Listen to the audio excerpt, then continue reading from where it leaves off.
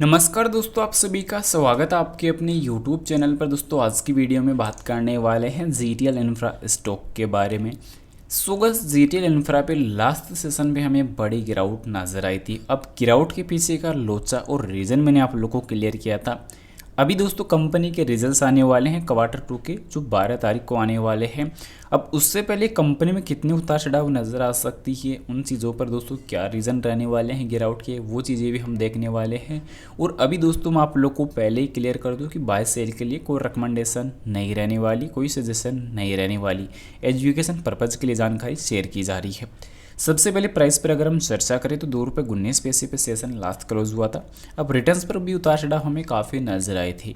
अब रिटर्न्स पर उतार चढ़ाव हमें काफ़ी नज़र आ रहे हैं। उसमें भी दोस्तों लोचा ये है कि सबसे पहले पिछले टाइम देखने को मिल रहा था कि भारतीय बाजार में एक अच्छी क्रेज नज़र आई थी। लास्ट मार्केट सेशन पर भी अगर हम बात करें निफ्टी 50 की खासकर, तो उस पर भी दोस्तों नॉर्मल गिरावट नजर आई थी। 51 अंकों की गिरावट के साथ मार्केट में क्लोजिंग रही थी। अब इस प्रकार की गिरावट जो उतार चढ़ाव है वो तो मार्केट में नॉर्मली चलती रहती है।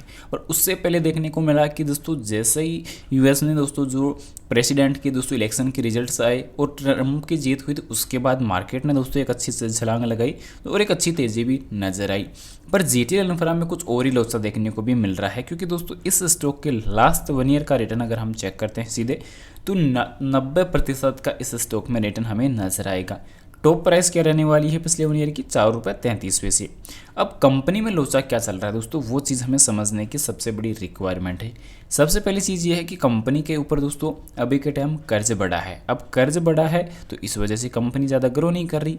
उसके पीछे का दोस्तों कर्ज के पीछे का भी बड़ा लोचा एक है कि कंपनी फ्यूचर के लिए कोई प्लानिंग नहीं कर रही, क्योंकि आगे कंपनी अगर अपने बिजनेस को ग्रो करने के बारे में कुछ सोच नहीं रही, कंपनी कुछ अपने बिजनेस में कुछ और नया कुछ जो है इन्वेंशन ऐड करने के बारे में सोच नहीं रही, तो ये चीज़ें जो है वो कहीं ना कहीं मार्केट में इफेक्ट डालते हुए नजर आ रहे हैं। क्योंकि कंपनी अगर फ्यूचर प्लानिंग नहीं कर रही तो इसमें देखने को ये मिलता है कि कंपनी जब तक कुछ प्लानिंग नहीं करेगी तब तक कंपनी में आगे चलकर इसी प्रकार की उतार चढ़ाव नजर आएंगे। और अगर उसी प्रकार के उतार चढ़ाव अगर हमें देखने को मिलते हैं, कंपनी में निवेशकों का जो पैसा है वो कंटिन्यूसली गिरा है, लॉस में देखने को मिला है, लॉस हुआ है बड़ा, तो यही चीज़ें कहीं ना कहीं अभी के लिए निवेशकों में काफ़ी बड़ी दिक्कत कर रही है। और इसी प्रकार आगे चलकर भी अगर ऐसी दिक्कत अगर हमें देखने को मिलती है तो कहीं ना कहीं लोसा तो बड़ा होना तय है। और अगर इसमें दोस्तों लगातार कंटिन्यूसली लॉस पे लॉस देखने को मिलता है तो गिरावट भी होगी, क्योंकि सबसे मेन चीज़ क्या देखने को मिली कि कंपनी का कर्ज बढ़ा, कंपनी में कर्ज की बढ़ोतरी हुई, वो चीज़ भी कोई मायने नहीं रखी।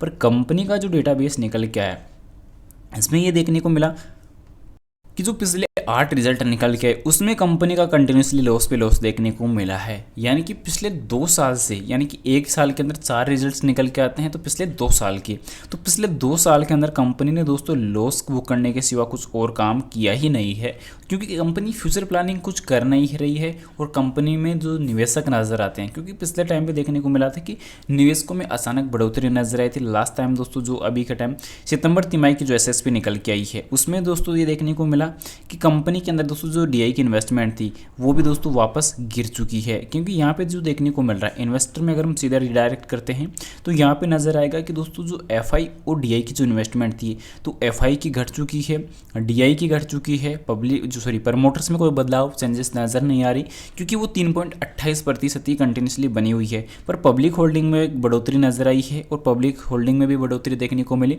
पर उसके अलावा नंबर ऑफ शेयर होल्डर्स इसमें बढ़ोतरी नजर आई, क्योंकि डीआई की इन्वेस्टमेंट पहले ही घट चुकी थी तो पब्लिक होल्डिंग में दोस्तों ग्रो बढ़ती हुई नजर आ रही है।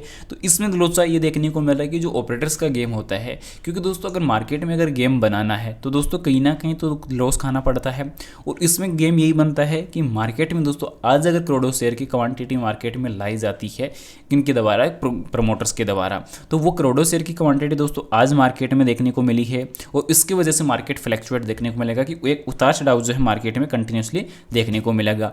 अब उतार चढ़ाव देखने को मिलेगा, एक अच्छी तेजी देखने को नजर आएगी, तो छोटे निवेशक उस लालच में जाएंगे, क्योंकि उनको लगेगा कि मार्केट में एक अच्छी तेजी आ चुकी है तो हमें इन्वेस्टमेंट कर देना चाहिए। पर उनको दोस्तों उसी गेम के बारे में नहीं मालूम होता है कि यहाँ पे ऑपरेटर्स का गेम है, क्योंकि आगे चलकर प्रमोटर अच्छी खासी उनकी तो होल्डिंग में कोई बदलाव देखने को मिल नहीं रहा, तो ऑपरेटर्स का अच्छा खासा गेम यहीं पे बनेगा और इसी वजह से छोटे निवेशकों का जो पैसा है वो यहाँ पे डूबता है। और ये रीजन है कि दोस्तों यहाँ पे जो क्वांटिटी बढ़ी है, जो संख्या नंबर्स ऑफ शेयर होल्डर्स की यहाँ पे बढ़ी है, तो इसका सबसे मेन मेन रीज़न यही है कि प्रमोटर्स का गेम काफ़ी ऑपरेटर्स का जो गेम है वो कहीं ना कहीं काफ़ी अच्छा चल रहा है।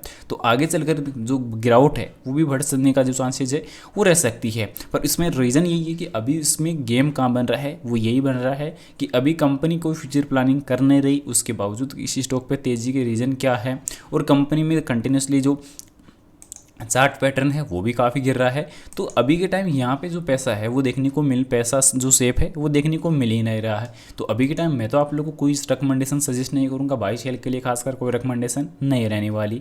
तो जितना हो सके अपने आप का डिसीजन समझ लीजिए कि अभी कहने का जो तात्पर्य क्या है कि अभी दूरी आप लोग को बनानी चाहिए, अभी आप लोग को होल्ड रखना चाहिए, क्योंकि डिसीजन आप लोगों के हाथ में, पैसा आप लोगों के हाथ में है। तो अभी के टाइम दोस्तों मेरे को तो कहीं ना कहीं अपना जो पैसा है वो इस यहाँ पे सेफ देखने को मिल नहीं रहा, बाकी आपके डिसीजन आपके हाथ में। और रही बात दोस्तों Q2 की बात, तो रिजल्ट्स की जो डेट है वो पहले डिसाइड हो चुकी है। कंपनी के रिजल्ट्स आप लोग को 12 नवंबर को मिलने वाले हैं।